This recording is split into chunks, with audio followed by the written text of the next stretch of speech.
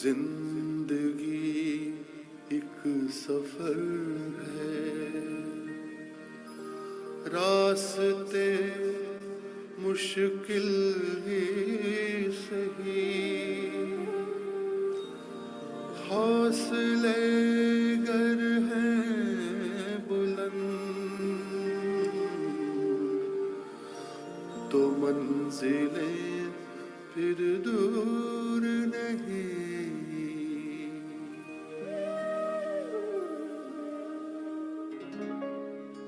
We're on a journey in everything we do. It's in our hands to make our dreams come true.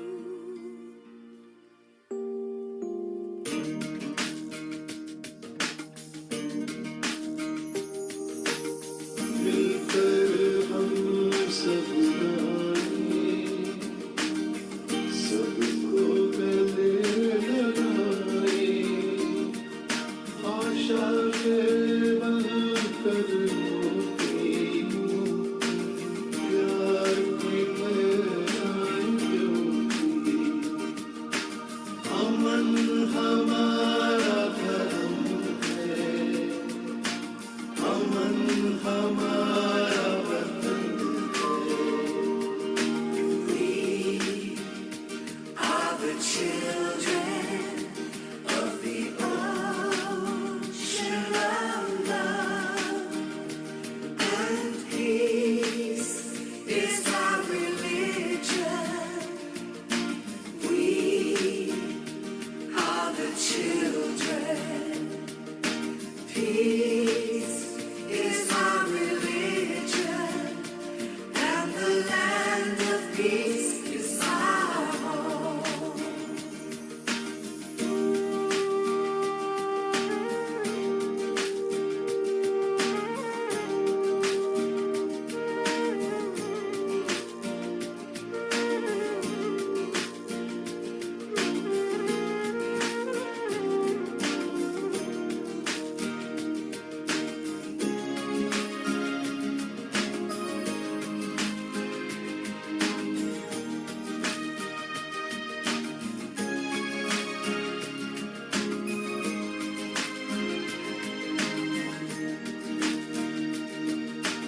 अमन हमारा धर्म है, अमन हमारा वतन है। Peace is our religion, and the land of peace is our home. We're on a journey in every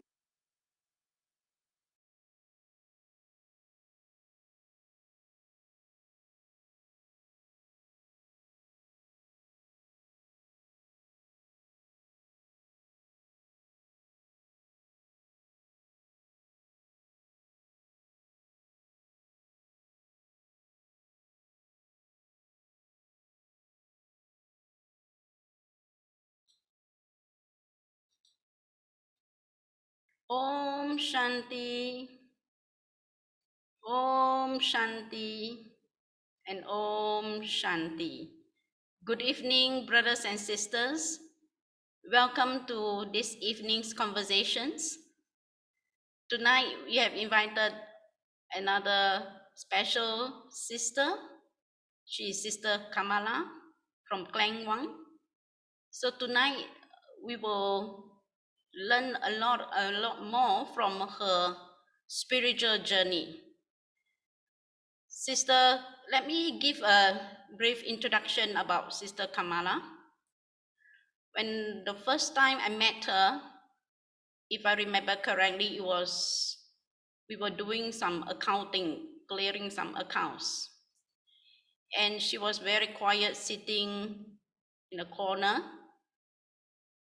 But as soon as she find that maybe she feel comfortable, then she will start having conversations with me. So that was my first encounter with Sister Kamala. And she was 35 years in Yang. She joined the organization in 1987. So until today, it has been 35 years. And she has dedicated her life living in the center for the past 32 years. Such a long time. And the most interesting part, which tonight we will explore further with her to learn from her what is her secret. For us, mine is one Baba and none other. But for her is one Klang Center and none other. Because she started in the Klang Center and until today she is coordinating the Klang One Center. To start a center, yes, we need courage. Anyone also can open a center. But to sustain a center for 32 years, there must be some secret behind this. I'm sure all of us will be very curious, anxious to learn how she managed to sustain the center for the past 32 years. Sister Kamala, so we'd like to first understand you more better. From the very beginning, I understand that you have a full-time job. Yeah, you were working in the bank as a bank manager, good position. And what is it that actually drives you, or what actually is the main purpose of you coming to learn Raja Yoga meditation? Perhaps you can share with us how do you come to this knowledge?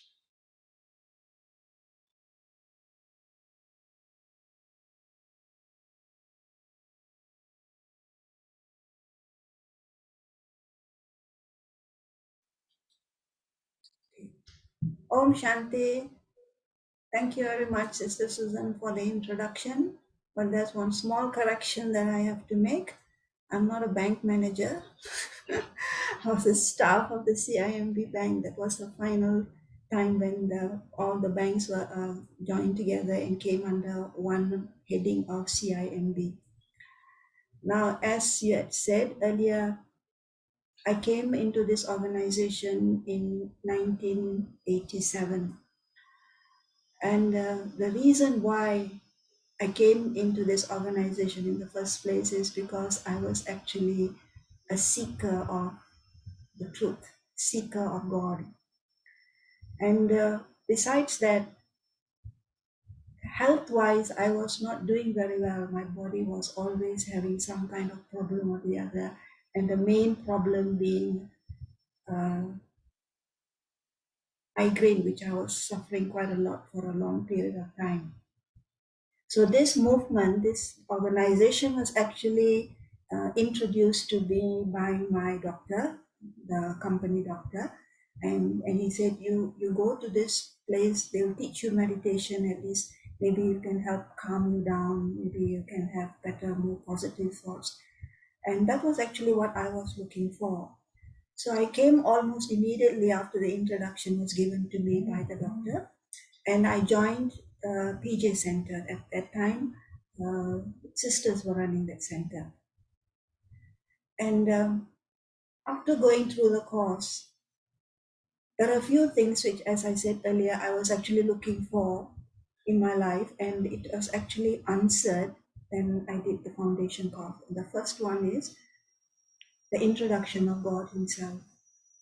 There were so many ideas and so many people giving so many views that their way is the way to God, that religion is the way to God. And I simply couldn't accept that. I said, how can that be? We are all of different cultures, different race, different religions. How can you say your religion is the religion to God? So when God was introduced to me as a point of light, it was really a wonderful thought, wonderful feeling that I had that yes, he can be accepted by everyone, every religion, whatever their background may be. So that really touched my heart very much. Then, as we went through the course, there was this lesson on purity, purity in food, and purity in a celibate life. And this is another big area that I was really very much accepted and looking forward to, because I always enjoyed freedom. I like to be independent. I like to, I was already working, and therefore I was quite self-sufficient. And this is the kind of life that I actually wanted to carry on until the end. So when this thought of purity in leading a celibate life, a purity in food, this became the foundation of my uh, rest in this religion. And of course, it meant a lot of conflict with my family. They refused to accept this concept of mine because they had marriage in their mind. All my brothers and sisters had already been settled, and I was the only one who was left. So they were making a lot of plans for me that I should settle down, and they were having a lot of ideas, and they were having a lot of contacts here and there to match me up. But for everything, I kept saying no, no, because now I had a very clear mind, very clear view in my mind that I do not want to settle. I wanted pure life. So that led to a lot of difficulties, and that is why, although I came in 87, it was like I was grounded for 3 years. They didn't allow me to go to center. They created a lot of difficulties for me. So I had to abide by it, but at the same time, I also cheated on them. Cheated in the sense that I would go to the center after work. I will go there. My work finishes at 5 o'clock. I will be at the center at that time, and 1 hour later, I will come back. And then when they ask me where, I say overtime. So this is how I cheated myself. I cheated them, and I kept going to the center until one day my mother actually found out, and she looked straight in my face and said, "Are you telling me the truth?" Then I had no choice. I said, "Yes, I go to the center." After that, after a lot of persuasion, they allowed me to go to center occasionally. Occasionally means if there's any particular program, any seniors coming, then after a lot of persuasion, they will allow me to go. Otherwise, I was not allowed to go at all. But it was okay because it didn't make me feel that I was not good enough. In fact, it made me feel even stronger. Stronger in the sense that one day I will go, and I will go on a regular basis, come what may. And I kept that thought and that determination in me going on. So this is how I actually started on this spiritual journey. But coming into this knowledge, there was an immense improvement in my health, because, as I said, my main problem was I was having a lot of headaches and migraines, and it used to last for many days. So I used to be on MC a lot. I mean, I used to take medical leave a lot from my work, and that was not a very good thing to do in an organization. But after coming into this knowledge, I found that many of my body ailments, and particularly my migraine, reduced immensely.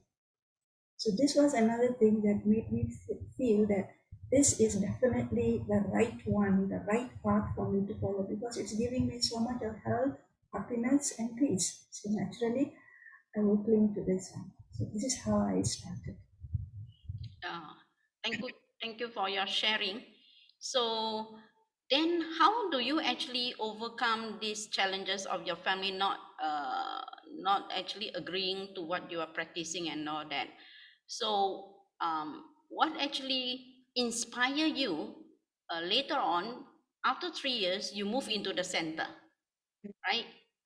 In 1990, you move into Clan Center.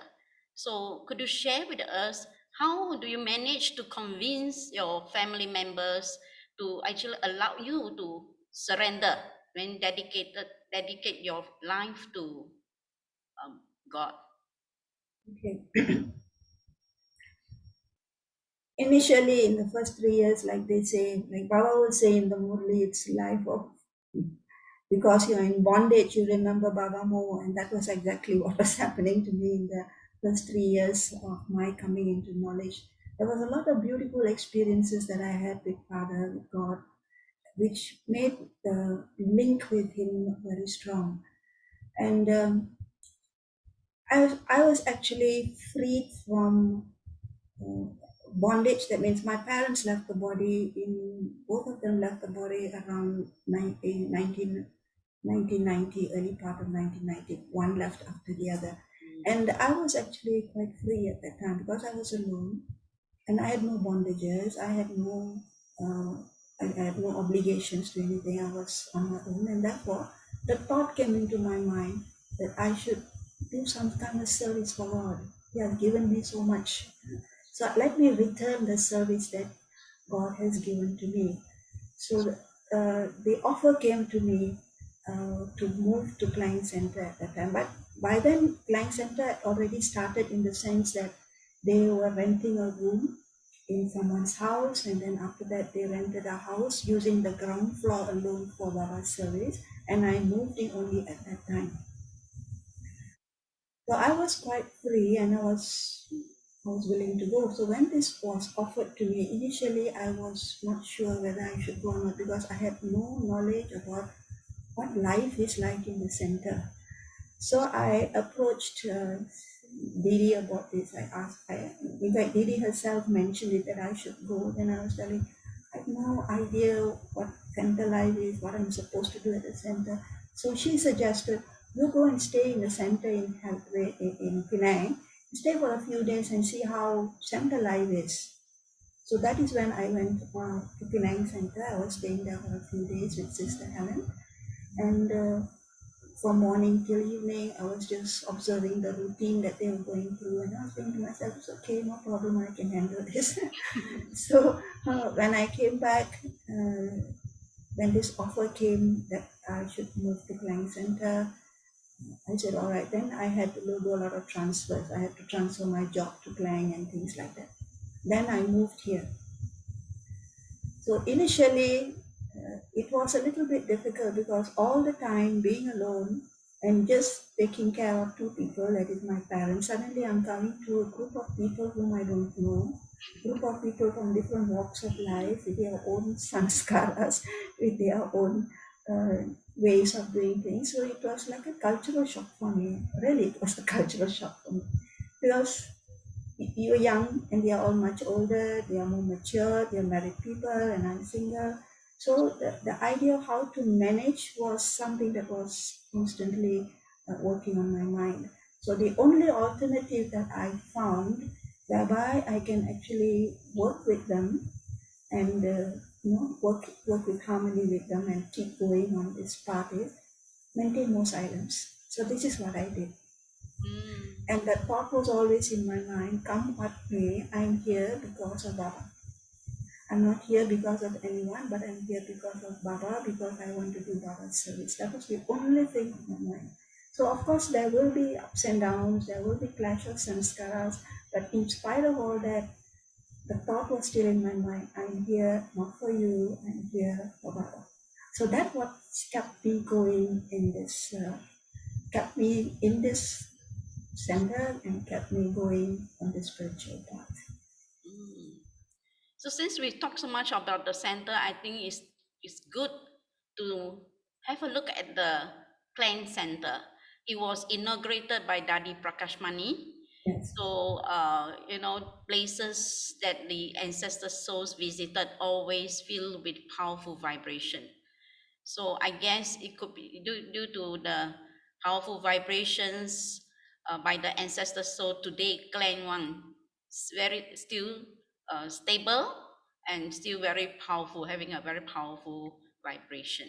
So the one circle in red, this is Sister Kamala at the very initial stage coming to Gyan, and then Dadi Prakashmani, and beside Dadi Prakashmani, she was accompanied by Sister Rajni Ben from Philippines, and also Little Mohini, Little Mohini. So this was the clan family. Yeah. Okay. So then Sister Kamala, Could you share with us, like you said, there is a cultural shock. So, what is the most important thing in order to be able to so-called survive in center? To be able to continue to sustain yourself living in the center. Yes, you were there for Baba, and then there are so many things to do. Yeah, taking care of center. From there are so many details. You have a full-time job, and then you have to also coordinate the center. How do you keep the balance, and what does it take to live in the center so that you are able to have a good balance and at the same time able to sustain the center well? Could you share with us your personal experience in this aspect? Right.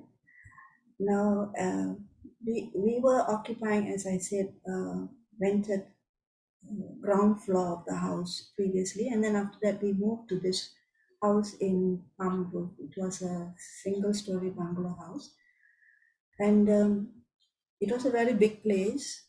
And because it was on the main road, it was very easily accessible to many people because anyone who's traveling along the highway to Banting or to Port Klang, they would definitely see the center. So we had a lot of students coming to take knowledge, and the number of students always kept increasing more and more because a lot of people got attracted to the word meditation. So as I said, many people were coming, many people were going, and I'm not one person who's used to crowds. I'm always a loner. I was always alone. So when these people started to come in slowly and slowly, I started to get to know them better, and it's like whatever is their feelings, whatever is their sanskaras, as I said, you just be very quiet, be very silent, and then we try and just talk to them. So this is how I was able to manage the different groups of people or different people from different walks of life. So this ability to able to work with them and to communicate with them, give them the due respect, give them the due love, we were able to work as a organization. So they were very helpful over a period of time. Once they started to know you better, they were actually very cooperative with you. So this is how the expansion actually took place. And we were very fortunate in the sense that initial stages when we were in the first center, uh, we had many youths, almost 15 youths who were either just started work or they were studying, and we had about 8 to 10 children. So there was a very big group of youths around. And so it made it easier for me in the sense that just give them an idea and their enthusiasm will make things move. So every week we had some kind of activity going on, some kind of what shall I say? Every festival we were celebrating. We used to go a lot of outings. We used to have a lot of picnics. We used to have a lot of fun. And it really felt like family. For me, it felt like family for the first time in my life. I began to realize that this is what family is. They are all from different walks of life, different schools of thoughts, everybody having their own sanskars. And yet, when we come together, we forget everything and we have this feeling of we are one family. That was a very beautiful feeling, and that gave me a lot of courage and a lot of enthusiasm to go forward and also to create more things so that they will keep themselves completely occupied. So this is where unity comes in. The meaning of unities really started to make sense to me when we were working together as a family, and therefore there was a lot of respect for one another. There were many elderly senior brothers and sisters. There were also many of them were also married, and there were also this youth group. So we were all able to work together very well. This is what I really enjoyed about the family. Maybe this is what made the family grow. And there was a lot of respect and love amongst ourselves. So this is how we actually started. And of course, we had the fortune of having a very senior Dadi Prakashmani visiting our center. It was a retreat at that time that was held. It was an Asian retreat, and they came on invitation. They came to Klang Center, and so we told them to inaugurate the center. And then we also had visits from Dadi Pusa.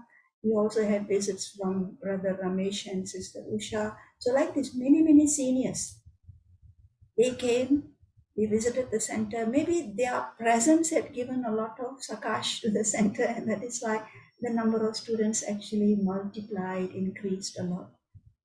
So this is the beautiful thing that I really enjoyed in the beginning when we came and when Klein Center started. So just now, you can see that that is a beautiful picture of Dadi Guza visiting Klein Center. So you could see that there are some of the sisters we may recognize them. Those Yeah, are they're very young. young age when they were young. I could Yeah, they're recognize very some of young. them. Yes. So we could see that they actually grow with Sister Kamala, from the beginning until now. And also the other picture is the happy time, happy hours Right. where We used they to have a lot of have a lot picnics. of We used picnic. to enjoy That was ourselves a outside lot. the center, yeah. That was Right. outside the center. Right. We didn't have to go searching for places for picnic. We just go out of our Oh, house and there's a huge piece of land and we are having fun. wow. And then in terms of food, you had it in the center or Right. you All in find a place? everything is done there. Everything is done there. Yes. Wow, wonderful.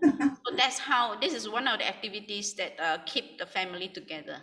Yeah. Yeah. Oh, Because when we play together, we always stay together because we like the company of one another. So they don't want to go anywhere else. So they want to stay together. I think that's stick a together. beautiful way of getting them closer.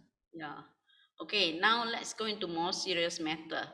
Have you ever encountered a big challenge where there is really a serious conflict in the sanskara? How do you know, dealing with so many different souls coming from different background, as you mentioned just now, uh, and of course sometimes we say that coming together sometimes could be due to karmic accounts. So do you have actually such a challenge dealing with some very different opinion with you, and how do you actually deal with such situation to keep a good relationship with everyone? I think this is something that is inevitable. I think everybody who's staying in center will definitely face or encounter this kind of situations because we are all from different backgrounds. And we have some very strong sanskaras. So naturally, uh, if your strong sanskar is very strong, then and their sanskar is just as strong, there'll be nothing but clash, exchange of words, and things like that. So it has also happened in Lang Center. It's not anything new. Initially, I used to get help from seniors to try and solve the problem or just talk to us so that we know what we have done wrong, where we can correct ourselves. And then later, I found that why I have to call seniors and I can actually sit down, think about it, and solve it myself. Mm, So that was what I used to do. Initially, I used to get a lot of help from seniors because they are much older and longer in Gyan. But then I thought, let me try sit with Baba and then we work out something. So when this kind of situations arise, I will just let it go. I will not pick up from what they have said and start to convince them that I'm better than you, I know more than you. No, I didn't do all that. I just let them say what they want, do what they want, just keep silent and just watch. Then after a while, it's like they are like retreating. They find I'm not retaliating, I'm not doing anything. So they just keep they just finish whatever they are doing and then it doesn't go out of proportion anymore. So this is the one only yukti that I actually remembered using during my stay with many of the brothers and sisters over there.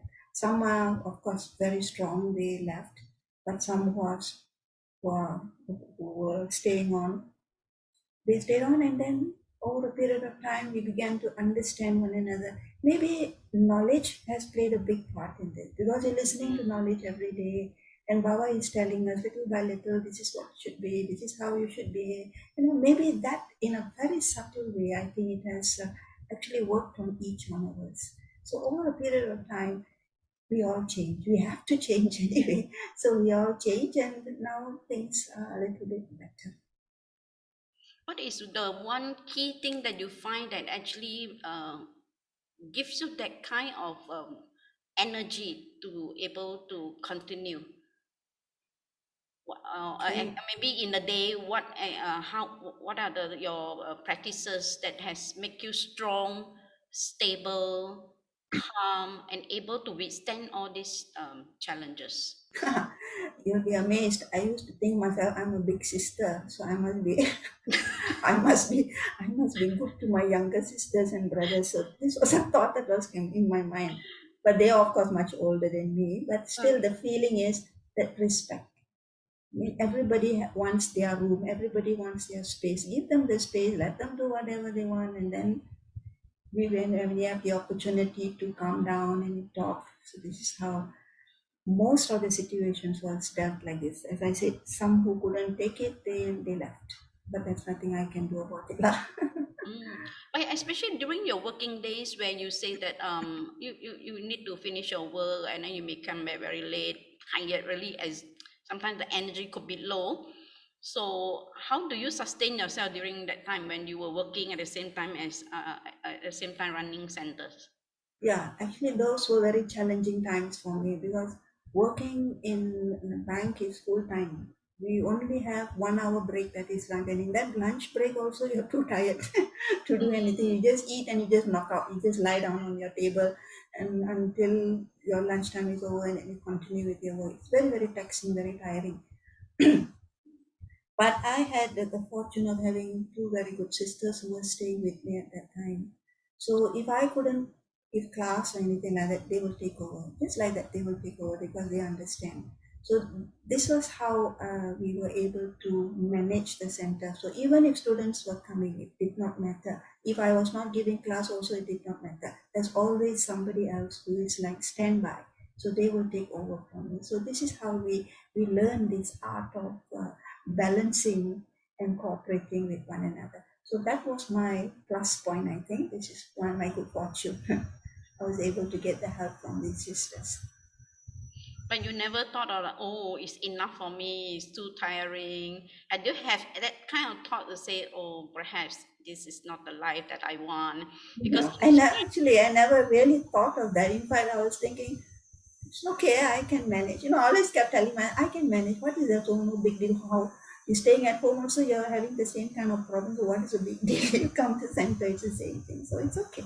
I never had the thought that it's too much for me and I want to leave, I want to go back. No, I never had that thought. I don't know why. Because that spirit of I have found God. Why should I let go of God now? I found what I've been looking for. Why should I let go now? Where will I go? Even if I let go, where will I go? Because I know the truth now. So where will I go? so you find that this is the only shop, the only place. Right. This is the only shop anyway. You can't go back to Lockix. Their lifestyle is different. My lifestyle is different. So where do I go? I can't go back to places of worship because you know everything about those goddesses. Why am I worshipping them? I'll ask myself. You are that, so why should you worship them? You see, there's a lot of so much of knowledge that we have acquired at this time. So we tend to think logically about everything and we are able to have this decision, make a proper, accurate decision on what I should do and should not do. I've already put my foot here. Why should I now take the other foot and put it on the other side? I'm losing everything up. Well, I don't want that. So basically, you use knowledge and also use the yoga both to really sustain yourself. So your foundation is actually built on these two aspects. That's why Right. you're able to cope with the situation. You use knowledge to solve the problem, Yeah, not just asking help, ask for cooperation, but rather you apply what you have apply learned the from knowledge. Baba. Yes, Uh, right, right. and also working and very late and you very tired, how do you cope with like umbrella waking up early in the morning? Do you have any uh, challenge in this area? Surprisingly, I never had. Normally, when I come back from work, I'll be very tired. I'll have my dinner and then maybe I'll take class. And by the time we get ready for tomorrow's next day's session, with the Murli in the evening, and then by 10 o'clock, I just put my head on the pillow and I'm knocked out. I'm dead to the world. I don't know what's happening anymore until next morning when I get up. Okay, it's Bella. So I never had any problem or any challenges in this area. As I said, two sisters who were with me were very, very cooperative in that sense. So we shared out everything, whatever we had, we shared it among ourselves. So it made things easier for me. So I understand later on Clan Center actually moved to the current place. The current Yes. place is the second center. Yes. Yeah. That is what actually drives this decision to move to another center. Okay, we were very comfortable in the first center in Farm Road. It was a very good place. We all enjoyed our stay there. But what was happening is rental was going higher and higher every every 2 3 years. Rental was going higher, and then I just spoke to the family and said, at this rate, we keep paying rent, and then we won't have a roof over our heads because we are paying rent. One day the owner is going to say, okay, move out. Then where are we going to go? We don't have a roof over our heads. So the thought was, Baba should have a center of his own. It may be very difficult initially to actually come up with that kind of a money because it's a lot of money. Purchasing a property is not a small thing. It needs a lot of money and it needs a lot of cooperation from the family. And they agreed to a suggestion that was brought up to them. So they helped in whatever way they could. They helped to their mind, that is, they sat in yoga in the youth center, also in the old place. They helped with their body. A lot of karma yoga was happening. And they also helped with whatever little wealth they may have acquired, maybe from their children or from their work or whatever. In whatever way they could, they all chipped in. And this center is actually a center which actually began with every drop of sweat and blood of every Brahmin, because everyone contributed in some way, whether big or small. Everyone had a hand in getting this place. So this was a beautiful way we. So the feeling of this is my house. My house means this is Baba's house. So if it is Baba's house, we all have a right to it. We all want to do whatever we want to do. We have a right to do, and we can do. So that feeling was already there. We are children. This is God, Father's house. So we are doing whatever we can for the Father. So that feeling was actually very, very encouraging. So it made even so much so we didn't even have to take a loan. We were able to actually settle whatever the cost of the house was within a period of 10 years. If I had taken a loan, it would be 25 years, but we managed to settle within 10 years. That was how much cooperation we got from every BK who was coming to Glen. So everything was going very well. Then next is the recent pandemic situation where all the students couldn't come to the centers. So in the centers, only you and Sister Rajesh to. Right. So for these 2 years, how do you feel? What was your experience like? Students not coming, and then we cannot do physical service. The power gathering is not there, and you don't know how it will go on, how long it will go on.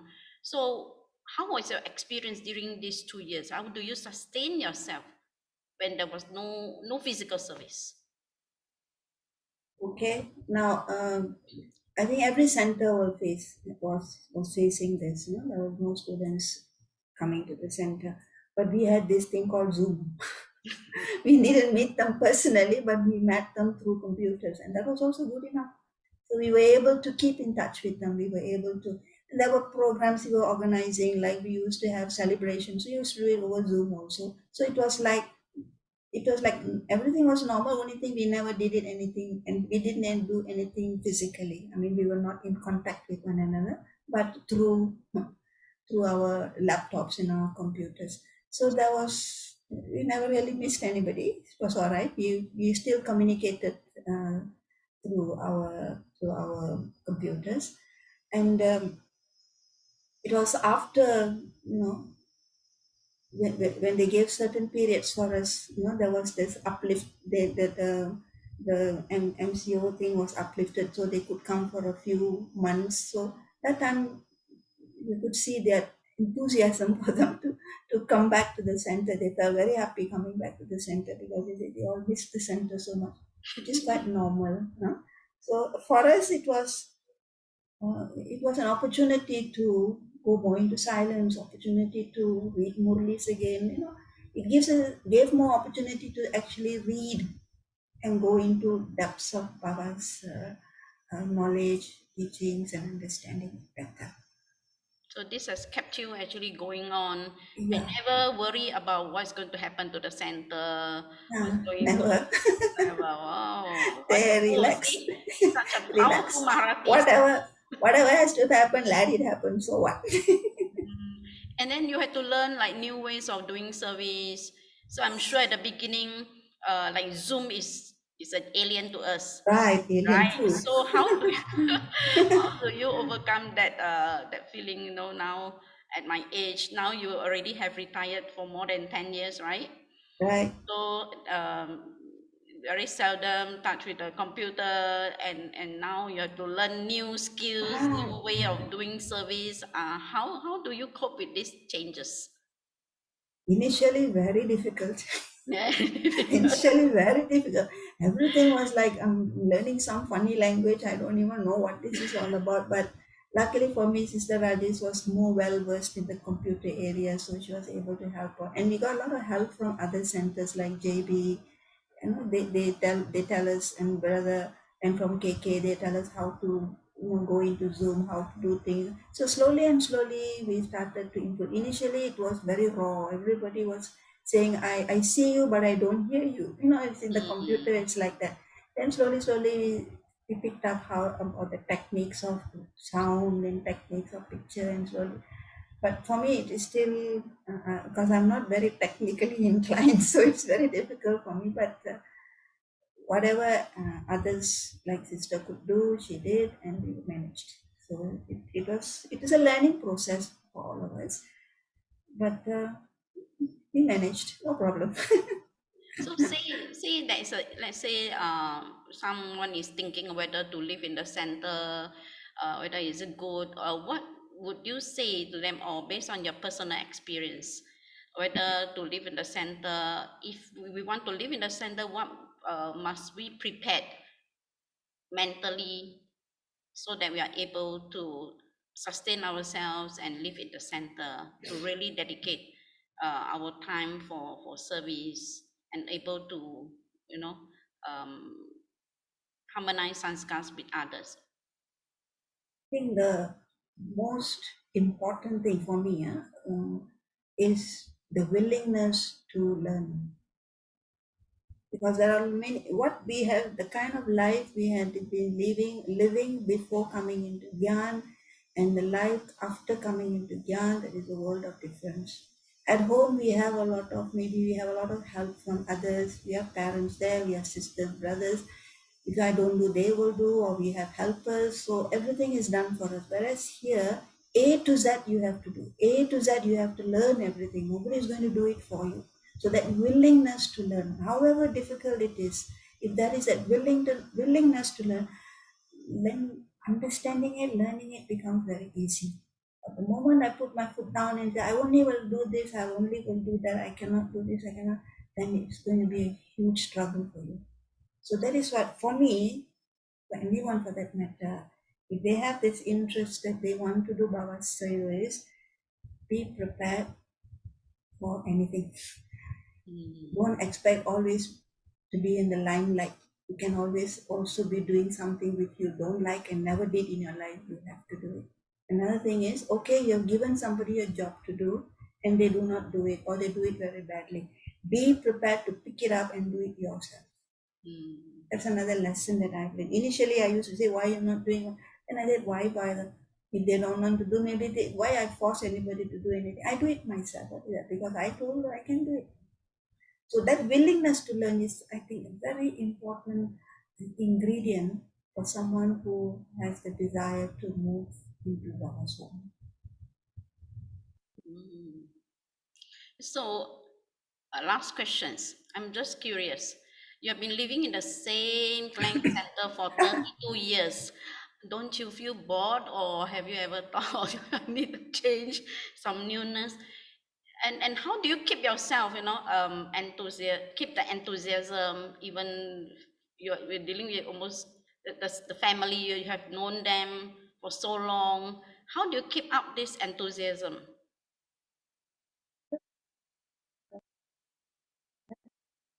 I've never thought about, I mean, even if it was suggested, nobody ever really took it seriously. You should be here, there. Nobody ever. It was mentioned, but not taken up seriously. So for me, it doesn't matter where I am, right? Because the willingness to adjust is always there. And how I keep myself occupied is nowadays they have a lot of classes via Zoom, and all those books which I've never touched, now it's an opportunity for me to read all those books. So library is something that, off and on I'll pick up this book, I'll read this, I'll read that. It's just for my own information, for my deeper understanding. So like that, I keep going. But now with all these classes, I don't have to read anymore. Everything comes so easy over the Zoom. So it's also very good because a lot of information they are sharing. But again, we have to be very careful. Don't just see everything and everything. Select what I want to know, what I want to see. I am selective anyway. I'll only go into that, and then I will try and understand it. Because if you're going to see everything, you'll find that finally you have actually not heard anything. You've heard so many things, but actually not heard anything because nothing really clicks in the intellect. So it's if you're selective, you know what you're actually looking for, and somebody is speaking about it, then I will listen to it. Then I will have benefit. I'll take some benefit from it. Otherwise, I won't listen. So, Sister Kamala, obviously, if someone would ask you, if we give you choice back in 1987, would you still choose to live in the center? What would you say? Def- definitely, Definitely, definitely, yeah. yes, What actually definitely. makes you have such a firm faith that you definitely will also want to, even another chance for you to make the choice, you still choose to live in the center? What actually because you have that? because because it is an opportunity for me to mix with other people. It's an opportunity for me to do service because in my Lockheed days, evenings were normally free after work. My mother would have cooked everything, and so I don't have much, nothing to do. Housework and everything would already be done by then. So what I will do is just sit in front of the television, and I used to get so bored looking at all these pictures, and I was thinking to myself, why am I wasting my time looking at that thing? I must do something worthwhile, make my life worthwhile. So this is an opportunity. When this opportunity came to me, I said, oh, this is just what I'm looking for, because I, believe it or not, I like to do social work. But I never had the opportunity. When you're staying in your home, you don't have opportunities for all that. But this is an opportunity. You're moving out of your house, you're serving people you've never seen, heard before, and we are mingling as, the feeling that we are one family, and therefore we work together with that unity and that respect. So definitely I will. Hmm. Then what experiences did you receive from Baba that makes you firm that definitely this is the place, this is the right place? Have you like any special experience from Baba? Many, many, many experiences, little experiences, nothing. Uh, but all these little experiences is what actually builds up that foundation for you, right? Like just share one or two with you. Initially, when I came into knowledge, as I said, I was not given the opportunity of going to the center, and it was one of those days when I was just staying in remembrance of Baba.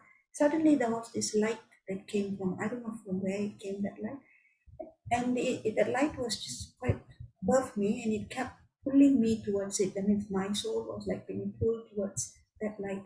And when I was in the presence of that light, I just felt rays of happiness coming towards me, giving me so much of love, so much of peace. And I felt so full and so content. And I was then after that incident, I was telling Baba, even if I cannot come to see you in Madhuban, even if I cannot come to see you in the center, at least you have come to my house. That's good enough.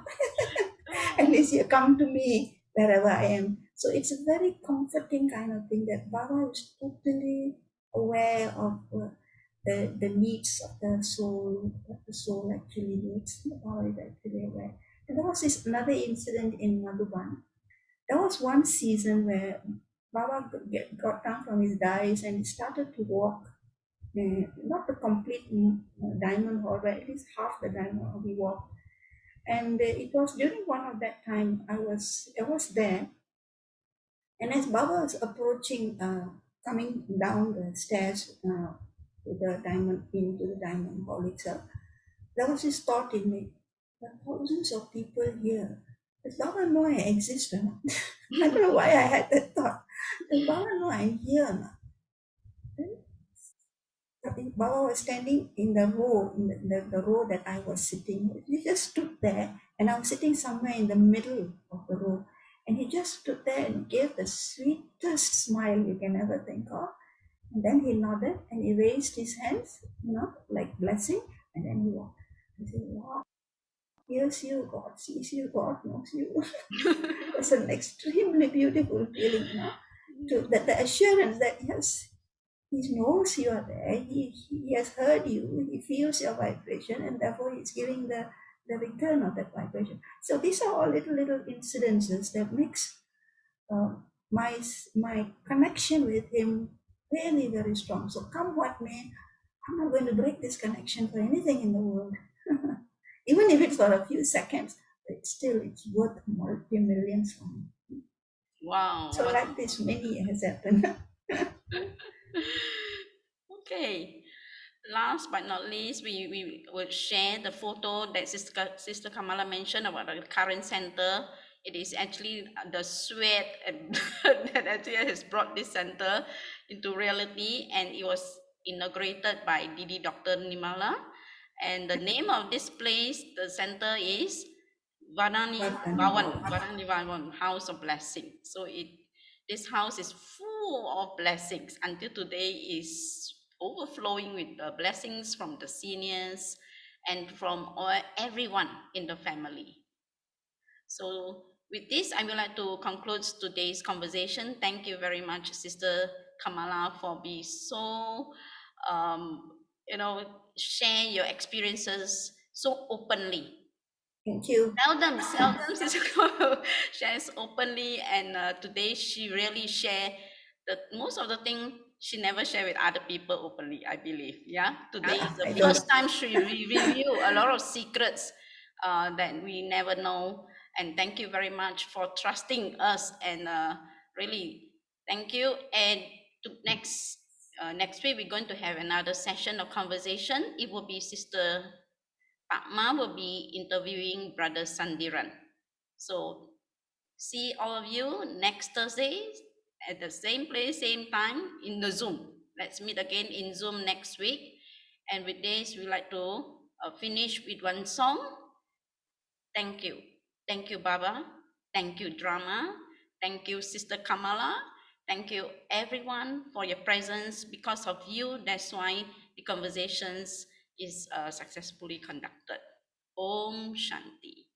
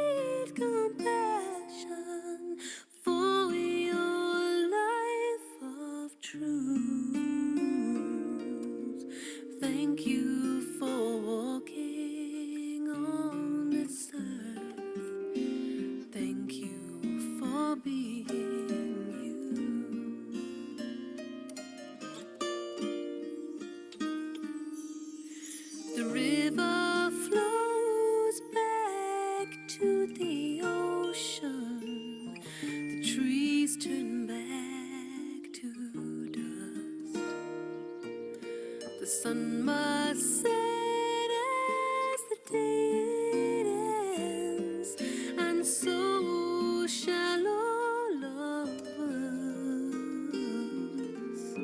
The gift of silence is returned to each one's soul by soul. I know you hold it in your heart as you watch your life unfold. So go to the sea, flow to the ocean,